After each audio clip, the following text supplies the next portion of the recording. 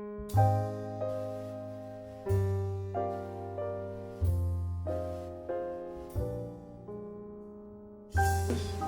live on North Capitol Avenue, 2800 block. I'm quite young. I'm 71 years old. I was born here in Indianapolis, 2156 Highland Place. At home. Whoa, okay. You neighborhood. I'm a neighborhood child, right? The 2156 Highland Place, at the time when family and all lived there, we were not aware of neighborhood associations. That was not prevalent at that time. So we just lived on Highland Place with so many others. Oh, okay. That's where many of the African American families lived, on the semi-west side of Indianapolis. I've moved several times from there, but the basis of the family has always been Capitol Avenue. The home was that of my grandparents, and you had extended family, so everybody lived in the house together.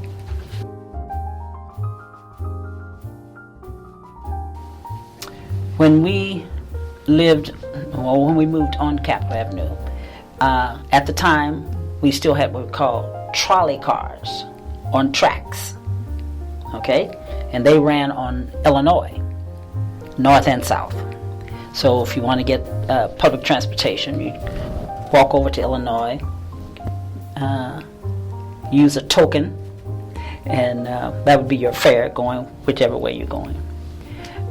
Later on, as time, they changed things, pulled up some of the tracks, sometimes paved right over them, and they began to use what they call bus trolleys. But we still had the electric line up at the top on poles where you had to hook up you guys are gonna have to go look in a book so you can see what this is. And you hook the wire over the bus. Right. And it was powered electronically, or not electronically, but with electricity. See, in San Francisco, they're on tracks. They're on a track on the street.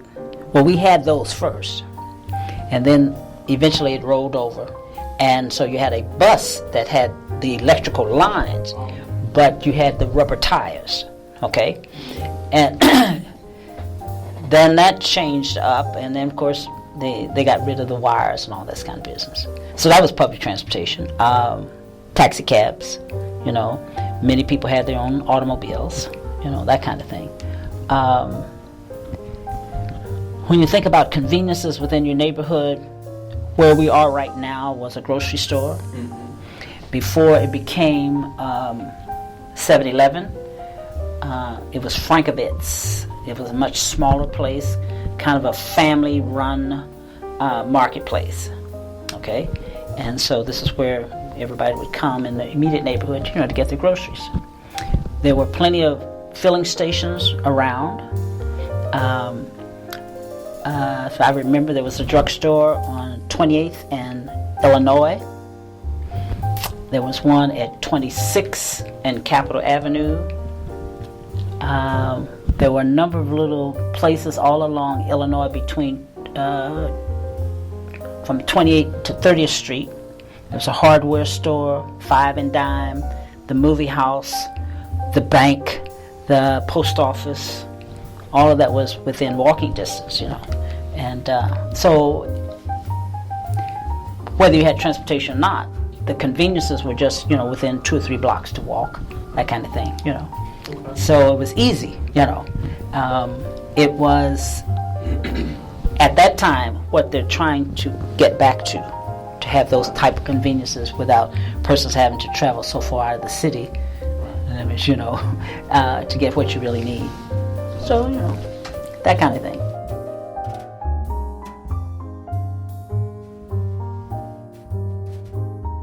I think what has, like they say, pull your heartstrings is that those kids remembered me enough to ask me long after they left 4th grade, 5th grade, 6th grade, And that just thrills me to death, kind of thing.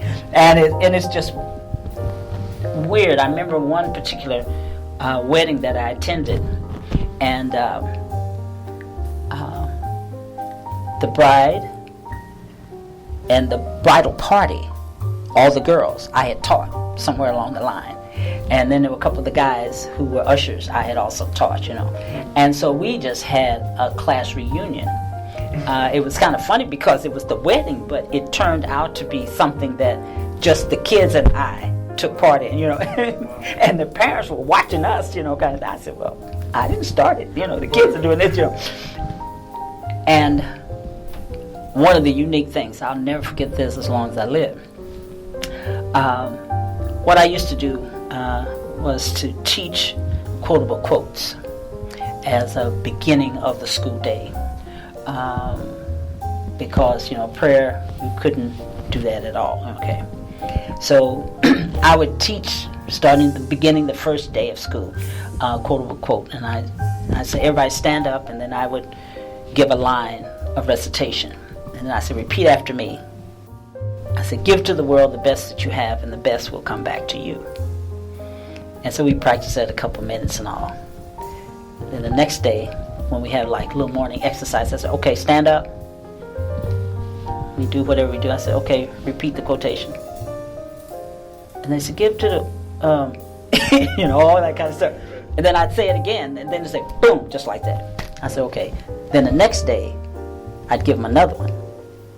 So we built up a repertoire of things. And we did little short poems and this kind of stuff.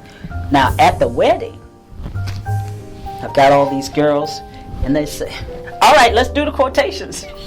No, I said, what? I said, what too? I said, oh, okay, hit it. And they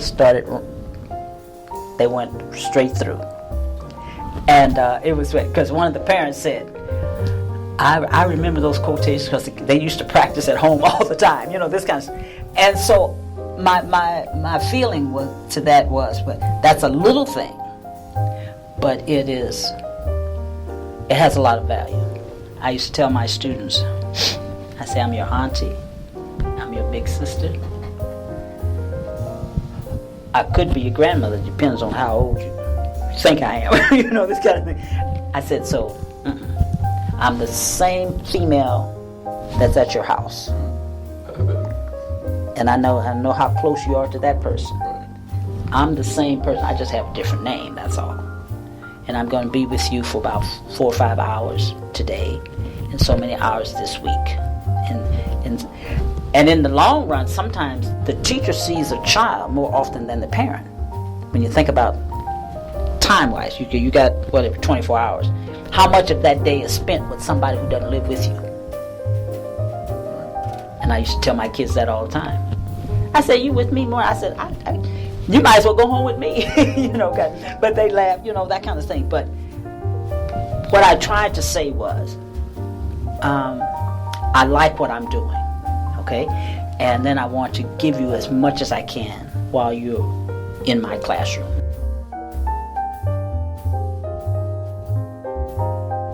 My grandfather went on, and my grandmother now is in the house by herself, okay? Now, that was a strong lady, and she did all kinds of things. But anyway, she had befriended some folks and everything, so we had at least 3 different people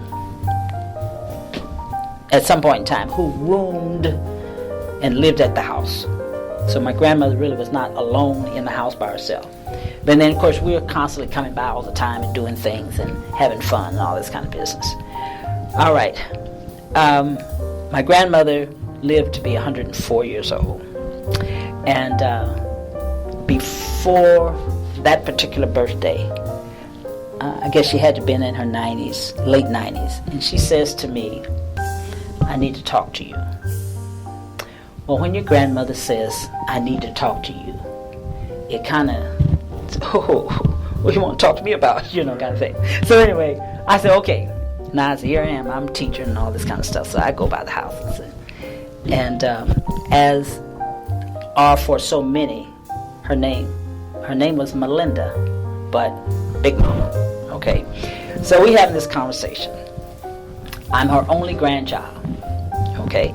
And we're in the dining room talking and carrying on. So I said, well, Big Mama, what do you want to talk to me about, So she says, you know, she said, you're single. And I was like, well, yeah, I know that, you know. And she said, I'm single. So I said, oh, Lord, which way is this conversation going, you know?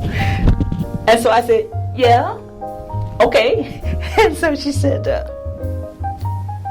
what do you think about moving back here to the house? And of course, I'm trying to say, where is she going with this, you know? Then I just said, okay, just like that. And she said, are you serious? Then I said, are you serious? I could do that to her, you know? And so she said, yeah. She said, you don't need to be paying all that rent when you at those apartments where you live, you know, everything. Says that way you can save your money, you know, just come back here, you know. I said, when she said about saving money, I didn't have to pay rent. I said, oh, okay, you know. And so I made arrangements. And so I said, well, okay, would it be all right if I had somebody to come in and clean the house for you inside? And she said, well, yeah, you know. But she didn't understand what I meant.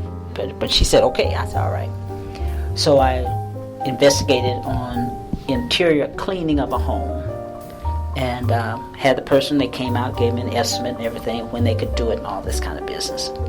Because in her living at home by herself, you know, she couldn't do that stuff constantly all the time. And it was clean, but it could, you know, it need to do, since I'm getting ready to move in with a whole lot of stuff, now it's the time to get everything cleaned and make it easier in the long run. So anyway, had that done. Now the day that this particular crew came to the house, she was there, you know, and I introduced them to her, and I said, anything she asked you to do, you know, do it. We had contracted certain things. It's called high-low dusting, cleaning the floors, doing all the windows, things of that nature. Okay, so we did that. And so it's all over, boom, I pay them, stuff like that. So that evening, on the day that they finished up, we sitting around talking. I hadn't moved in yet, but getting stuff ready. And so she was sitting in her favorite chair, and I'm sitting across from her. We probably looking at television or something like that. And she said, I had all kind of nicknames. So she said, Libby? I said, yes, ma'am. She said, I've seen everything now. I said, what are you talking about, you know? They keep you hanging with their phrases and stuff, you know. And I said, what are you talking about? That's what I'm trying. And she said, I never thought that I would live to see a white man clean my house. Because, see, she was a domestic worker, and she used to clean their house. And to know how that struck her, I really don't know today, but I imagine it was very powerful. And she said, I never thought I'd ever see that. She was from Georgia. And as a kid, I used to go with her in the summertime to her domestic work.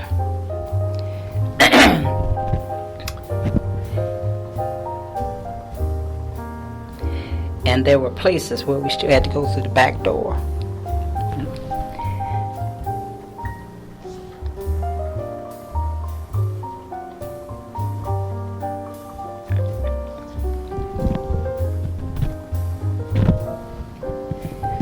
So she enjoyed watching them clean up her house. You know, it's kind of funny.